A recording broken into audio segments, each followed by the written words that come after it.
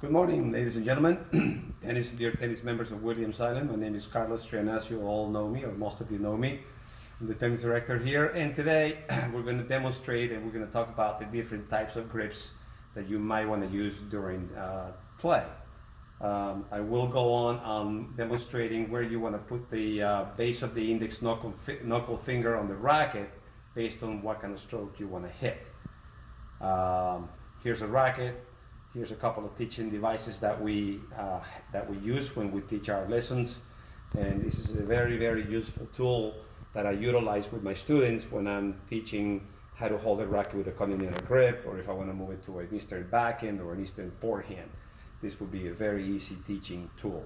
So to show you folks at home, since you're watching this video clip, we're going to talk about the grips today and how the racket grip is divided into like different panels. That's like this panel right here will be panel number 1, which is all the way down. And if we turn the racket a little bit more, the next panel will be number 2. I know it's not written in numbers, but this will be number 2, panel number 2. And then the next one will be panel number 3. And then the next one will be panel number 4, and so forth. When you look at the racket and you want to place your hand on the grip in order to find the grip that you're looking for, you want to look at the racket this way, so that you can look at panel number 1, panel number 2, and so forth. These corners here in between the panels are called bevels. What you want to do is you want to place the base of your index knuckle finger, which is right here, and you want to place it on the first panel if you want to do a Eastern backhand grip. So it would be like this. That would be an Eastern backhand grip, and you see how I place the base of the index knuckle finger on the top panel, which is panel number 1. That's called the Eastern backhand grip, and you can hit backhands like that. You can also hit some serves, but that's extreme. Now if you move it over to panel number 2, panel number 2 is right here. I don't know if you can see the number. That would be called Eastern, not an Eastern, a continental grip. Continental grips are good for forehand volleys, backhand volleys, serves, and overheads. Okay, and if you keep turning it to panel number 3, okay, that would be called an Eastern forehand grip. Remember, Eastern forehand grip on 3, Eastern backhand grip on 1, and in the middle, which is number 2, that would be the continental grip, which is good for forehand volleys, backhand volleys, overheads, and serves. Eastern backhand, which is on panel number 1, remember, it's the base of the index knuckle finger, would be on panel number 1. You can hit only backhands. If you move it over all the way to 3, and I place the base of the index knuckle finger on 3, on panel number 3, that's called the Eastern forehand again. Only thing I can do with that grip is pretty much a forehand. If I do a backhand, it's going to be a very weak backhand because I have no support, and then the wrist would be very weak. If I move it over to panel number 4, right here, that's a very unusual grip. Most players on the tour play with this grip. It's called the semi-western grip, and most players on the tour are playing with this grip. So as you see, it's a very extreme forehand grip, and it takes a long time for you to move the hand from here to here to do a backhand. So most players, what I would recommend here is to keep the racket, or to keep the grip on 3, which is an Eastern forehand grip. And then from here, it's easy to go to number 2, which is a continental grip for backhands and backhand volleys and serves and overheads. And go back here if I want to hit a forehand. So it's a very slight change of grips when I move it from 3 to 2 and from 2 to 3. I would never want to teach anybody that is semi-western grip, or even a full western grip, which is on 5, would be all the way down. It would look like this.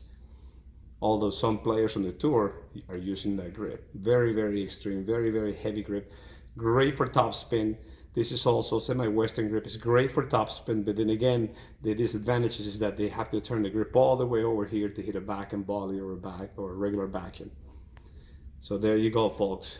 Remember, panel number 1 is your Eastern backhand grip.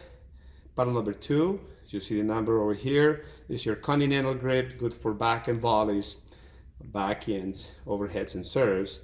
And panel number 3 would be your Eastern forehand grip, which is good for forehands. Never want to go to semi-western, full western. That's a little too obsolete and too awkward, especially for those of you folks who grew up in the 60s or the 70s where you were taught continental grips and not Eastern forehands or semi-westerns.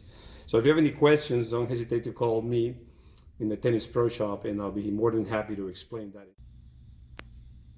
Hi folks, me Carlos again, back to you with a demonstration of the different ways to hold the racket on the grip in order to hit different strokes.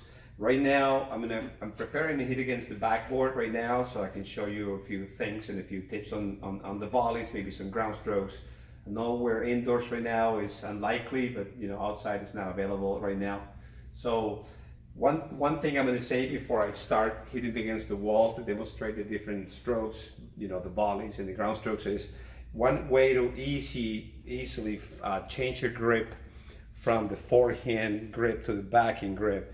I know you see me moving my hand right here, but if you watch my left hand right here, watch where it is on my racket, and all I have to do is either go this way or go back this way, and I'm back in the right grip. By moving my left hand, I'm moving my right grip. Of course, you have to have a relaxed grip on your right hand here. You don't want to squeeze too tight, because otherwise you won't be able to change your grip. So if I'm receiving a serve and I have a Eastern forehand grip and the ball's coming to my back, and I'm going to easily do this and I'm right there. If I'm receiving a serve or a fast ball that's coming to me and it's coming to my forehand, what I want to do is I want to just move the racket this way and it's back on my Eastern forehand grip. So I don't have to think about moving my hand down here. All I have to do is moving this part of the racket, my left hand.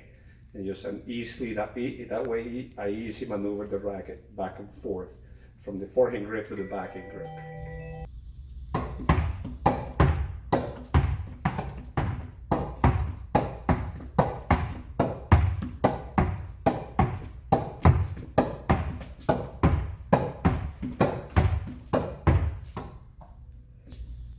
That was a demonstration of the volleys with an Eastern forehand grip, which is your base of the index knuckle finger on the second panel of the grip when you look at it like that. 1, 2, 1, 2.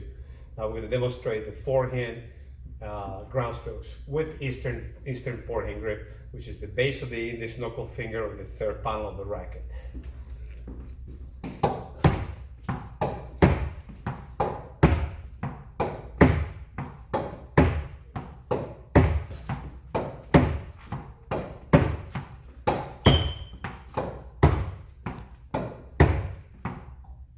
And now we're going to demonstrate the backhand ground stroke with a continental grip on the racket, which is the base of the index knuckle finger on the second panel of the racket.